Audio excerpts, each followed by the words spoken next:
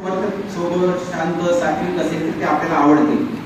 आणि एखादा भक्तिवाद असेल, काहीतरी भन्नाट काहीतरी बोलत असेल, टीका करत असेल, काय करत असेल तर आपण त्याला अजिबातच त्याला लाईक करत नाही. आणि त्याचंच आपल्याला प्रतिबिंब इलेक्शन नंतर दिसते. त्याच्यामुळे तसंच आपल्याला शिक्षक म्हणून आपलं बिहेवियर कशा पद्धतीचं असणार आहे, आपल्यामध्ये नम्रता, रुजुता, विनम्र भाव आपल्यामध्ये आहेत का, अशा गोष्टी तुम्हाला तुमच्या जज करत असतात गावकरी लोक. तुमचं येणं जाणं, तुम्ही उशिरा आलं, डुम्मा मारला, ठीक आहे, आपलं काम असेल तर आपण जाऊ शकतो, असं काही नाही. तुम्हाला तेवढी समज मुख्याध्यापक असेल किंवा अजून काही वरिष्ठ असतील तसं ते करूनही घेतील. एक गोष्ट तुम्हाला सांगतो मी, तुम्ही अजिबात घाबरायचं नाही कशाला, काहीच होत नाही. म्हणजे एखादा कोणी जर आपल्याला भीती घालत असेल, काही घाबरायचं नाही. म्हणजे आपण चांगलं वागून, आपण चांगलं करून जर काही कुणाकडून काही आपल्याला ससेमिरा होत असेल एखाद्या गोष्टीचा, असे प्रसंग आयुष्यामध्ये खूप येणार आहेत. अजिबात घ्यायचं नाही, शून्य, काहीच न घेता हे सगळं आपण तोंड देऊ शकतो आणि याच्यातून आपण बाहेर निघू शकतो. हा आत्मविश्वास मनामध्ये ठेवायचा. काही एक होणार नाही. आपलं काम आहे, आपण शिक्षक आहोत. खरं तर शिक्षक हा सर्जनशील असतो आणि आपल्यातूनच, आपल्या हाताखालूनच जे विद्यार्थी घडणार आहेत ते खूप चांगल्या पद्धतीने घडू शकतात. तुम्हाला जे केलं ते लोकांना सांगणं म्हणजे प्रचार आणि प्रसार असतो. तुम्ही जे करता, असे काही शिक्षक आहेत वाढीत दांडावर मी बघितलं की इतकं काम करतात म्हणजे कुणालाच माहित नाही. आपल्याकडे परोडा मॅडमला राज्यस्तरीय पुरस्कार भेटला, ते केलं आणि लोकांना सांगितलं. लक्षात घ्या, करणं आणि सांगणं. आता माध्यम एवढ्या जवळ आहेत, आमच्याकडे जवळपास 200-300 वर्तमानपत्रांचे ईमेल आहेत. तुम्ही साधी सोपी सुटसुटीत एक बातमी तयार करू शकता. आपल्या शाळेमध्ये आज अमुक अमुक दिवस होता आणि या दिवसाच्या औचित्याने आम्ही हा कार्यक्रम घेतला. या कार्यक्रमामध्ये या मुलींनी सहभाग घेतला, मुलींनी काढलेली ही रांगोळी, मुलांनी घेतलेला हा परिपाठ, मुलांचं हे वाचन, अशा पद्धतीने एखादा छोटा फोटो आणि छोटीशी 2 कॉलमची बातमी सगळ्या वर्तमानपत्रांमध्ये येऊ शकते. कारण आता एवढी वर्तमानपत्रे निघाली आहेत, छोटी छोटी छोटी छोटी, त्याचे आपण कटिंग्स काढून ठेवू लागलो. राहिलं लोकमतला येणार नाही, लोकसत्तेला येणार नाही, बाकी छोटे छोटे पेपर आहेत ना, त्याच्या कटिंग्स काढून ठेवा. तुम्ही घेतलेले उपक्रम, त्याची जाणती, हे कसं माहिती आहे का, तुमचं सर्टिफिकेशन आहे. म्हणजे मी काम करतोय याचं सर्टिफिकेशन, ते बघितल्यानंतरच आलेला तपासणी अधिकारी हा त्याचं काम ठीक आहे. एखाद्या वेळी काही न करता देखील आपल्या आयुष्यामध्ये गंडांतरित निघू शकते, एखादं काही पण होऊ शकते. आकस्मिक संकट म्हणतो, अशा संकट काळी बाहेर पडण्याचे असे छोटे छोटे छोटे प्रशस्त मार्ग असतात.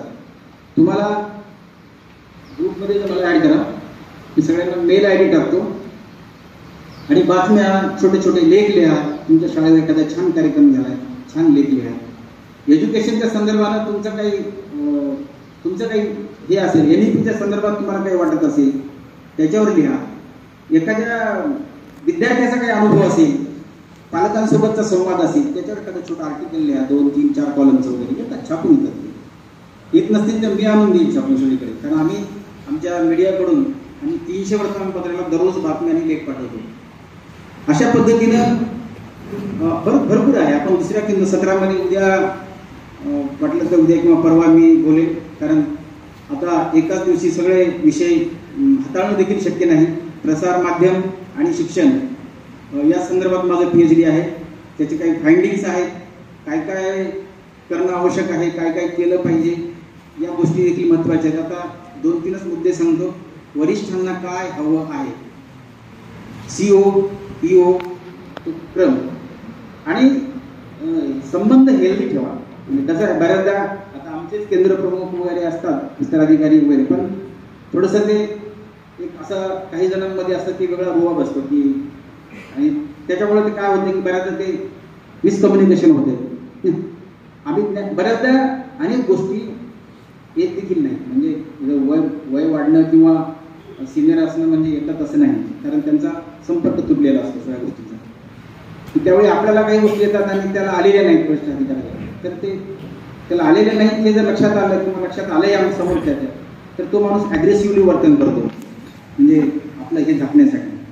तर त्यावेळी आपणही नम्रपणे त्याच्याशी संवाद करावा. आणि एकमेकांशी संवाद करावा. इथं हा जो ग्रुप आहे त्या ग्रुपने सुद्धा आपल्या कोणत्या कोणत्या ॲक्टिव्हिटीज आपण शाळा स्तरावर घेत आहोत ते देखील आपण शेअरिंग केलं. कुठल्या शाळेवर काय चाललेलं आहे, कोण नवे प्रयोग करत आहे, अशा नव्या प्रयोगाची शेअरिंग करा.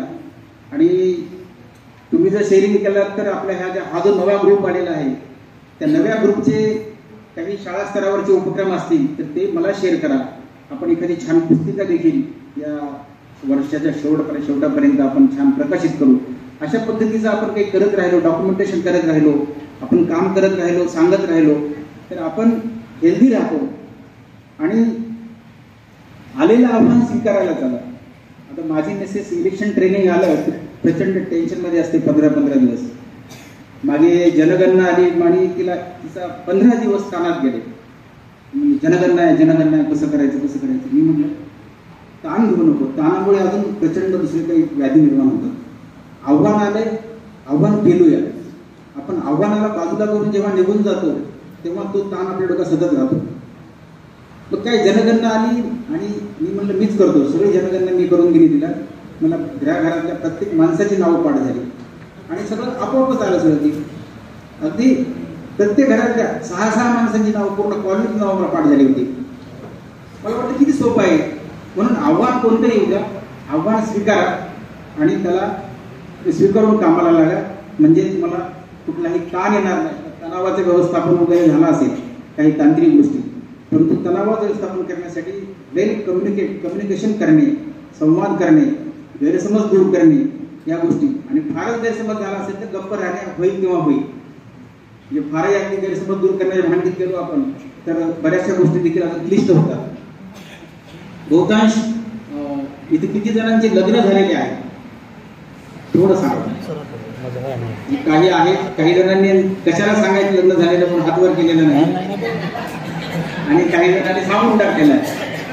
तर आपल्या जोडीदाराला, आता पुरुषांसाठी सांगतो ना, आपल्या जोडीदारासोबत आता तुम्ही शिक्षक आहात, मला घाईघाईत जायचंय म्हणून सगळा ताण त्या बिचारीवर देऊ नका. आपलं आपण कामावर. मी माझ्या मिसेसला माझ्या उभ्या हयातीमध्ये कधी पाणी मागितलेलं नाही खायला.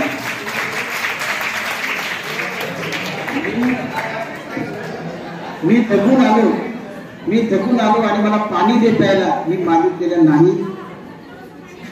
आणि कसं आहे माहितीये का, या विषयावर मला स्वतंत्र मी कधीतरी बोलेन की आपल्या जोडीदारासोबत आपले संबंध हे अगदी मित्रासारखे, मैत्रिणीसारखे असले पाहिजे. तर तुम्ही तुमच्या आयुष्यामध्ये काही पण करू शकता. नाहीतर घरामध्ये गेल्याबरोबर तुमची एंट्री झाल्याबरोबर बायको काहीतरी तणावात जरी लगबगीनं बाजूला निघून गेली तरी तुमचा 1 तास त्या तणावात जाऊ शकतो. त्याच्यामुळे एवढं हेल्दी राहिलं पाहिजे की आपणही बायकोला चहा करून द्यायचा, दोघांनी चहा घ्यायचा, छानपैकी फ्रेश राहायचं. आणि नाही, मला याच्यात काही लाज वाटत नाही. इव्हन बायको स्वयंपाक करत असेल तर मी पेपर वाचत बसत नाही. मला आवडत नाही की बायको स्वयंपाक करायला गेला आणि पेपर वाचत लोक आहेत हे आलंय त्याला काहीतरी बघ, गॅसवाला आलाय, तू कोण आहेस तुरम खान, असं नाही. लक्षात घ्या, आपण आपल्या बायकोला सन्मान दिला, बायकोने आपल्या नवऱ्याला सन्मान दिला तरच नाती टिकतात किंवा नाती चांगली सुदृढ राहतात. आपण जर म्हणलं की नाही मी ह्याच्या म्हणजे मनगटाच्या किंवा करारी गाण्यावर मी आपलं टिकवणार आहे तर होत नाही. जगामध्ये अगदी मोठ्यात मोठे साम्राज्य देखील खालसा झालेली आहे, उदाहरण आहे. त्याच्यामुळे आपलं साम्राज्य खालसा व्हायला वेळ लागत नाही. नवा जमाना आहे, नवं युग आहे. बायकोच्या नव्या गोष्टी स्वीकारा, आपल्याही नव्या गोष्टी बायको स्वीकारेल. हेल्दी राहा. कपडेच असे झाले, अमुकच तसं झालं. माझी पहिल्यांदा मिसेस गाऊन वापरायला सुरुवात केली. हो, मी म्हणलं गाऊनच नाही. आता मी 4 देशांमध्ये गेलो, आम्ही 2 जण. आता ते आमचे ड्रेसिंग बघून इकडे लोक खूप कमेंट करू लागले की म्हणे बा असं असते का वगैरे वगैरे. म्हणजे नाही, आम्हाला वाटले, आम्ही घातले, आम्ही खूप एन्जॉय केलं.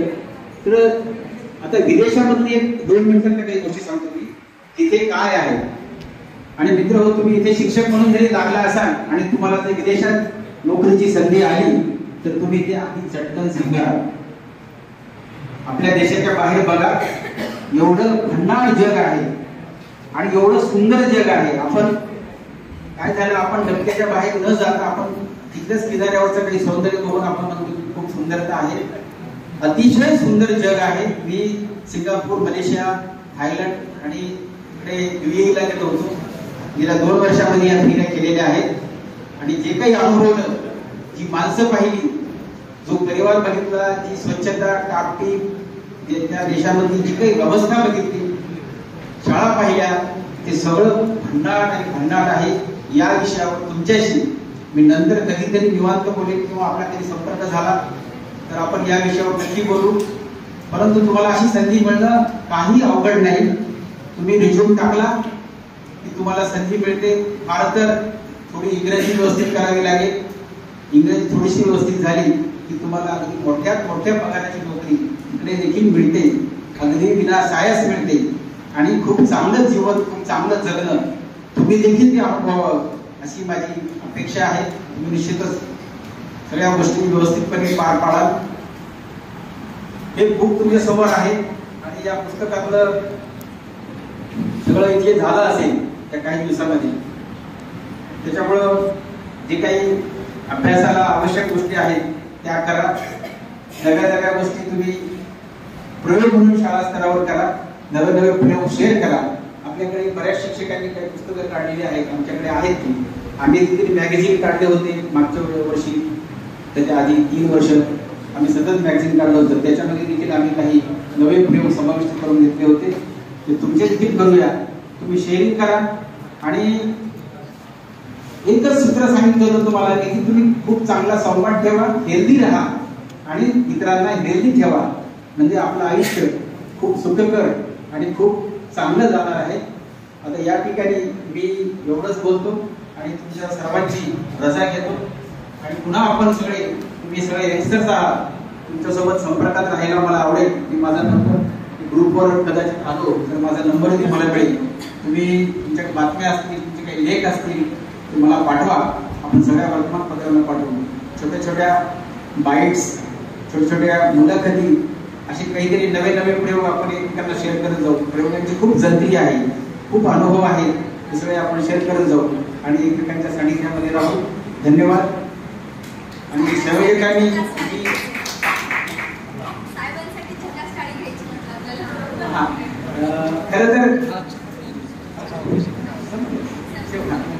खरं तर मी बोलण्यासाठी वगैरे आलेलोच नव्हतो. 5 दिवस झालं सत्र सुरू झालेलं आहे आणि इथं किमान तुम्हाला सगळ्यांना पाहावं आणि पुन्हा कधी भेटी झाल्या तर आपल्याला ओळखी राहतात आणि काही शेअरिंग, तुमची काही चांगल्या काही संकल्पना असतील तर आम्हाला पुस्तिका काढण्यासाठी किंवा कशामध्ये आपल्याला त्याचा उपयोग होईल यासाठी मी खरं तर मला माझ्या बायकोनी बोलवलेलं आहे. मला घेऊन जायला ये असं सांगितलंय. तिची आज्ञा पाळून मला तिकडे जायचं आहे, तिला घेऊन यायला. जाता जाता तुम्हाला बोलावं आणि 4 शब्द बोलून जावं म्हणून आलो. सगळ्यांचे मी इथे धन्यवाद आटले, सर्वांचे आभार व्यक्त करतो आणि माझी तुमची रजा घेतो.